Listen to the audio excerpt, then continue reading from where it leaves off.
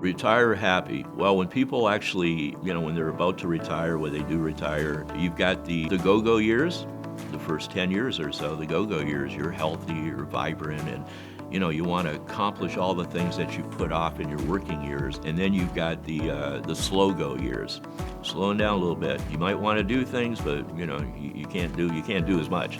And then you've got the actual no-go years, which we're seeing. If you're traveling to Europe, if you're going overseas, if you have this big vacation, you always have a plan, right? You have an itinerary. You know exactly what you're gonna do. You're not gonna just fly to Italy and be like, all right, let's try to find a hotel, or let's show up to the airport and hope we can get a flight. You would never do that, right? In order to have a good retirement, you really need to have a plan to show exactly where are my current assets. Are they too risky? If the market falls 20%, is that gonna paralyze me? Am I not gonna book that vacation?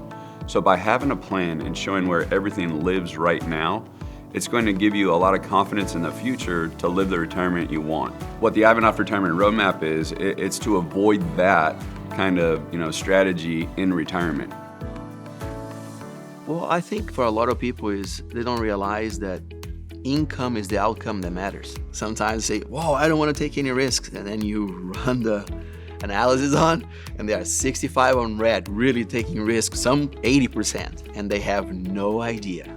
And it's like, well, you told me that you don't want to take any risks, but you're currently sitting.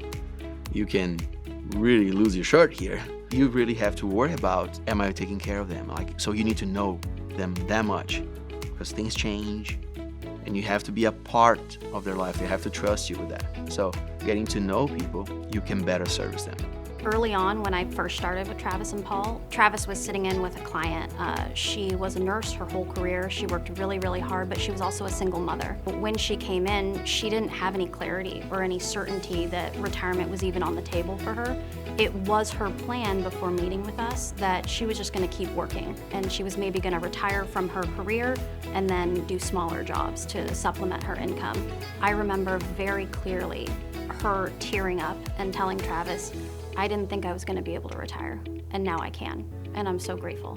And that was such a huge moment for me, because it really showed me the power of what we can do here. And I talk about it in our workshops and on our radio show. Don't keep kicking the can down the road because you're afraid of the market falling, you're afraid of running out of money. I encourage my clients to spend money. Let's make sure that you have a tax plan. Let's make sure not all your money is subject to risk.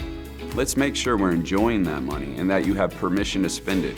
What we're finding out is that they're retired, and the husband might say, "Man, I've got this dream car. I always wanted this beautiful car."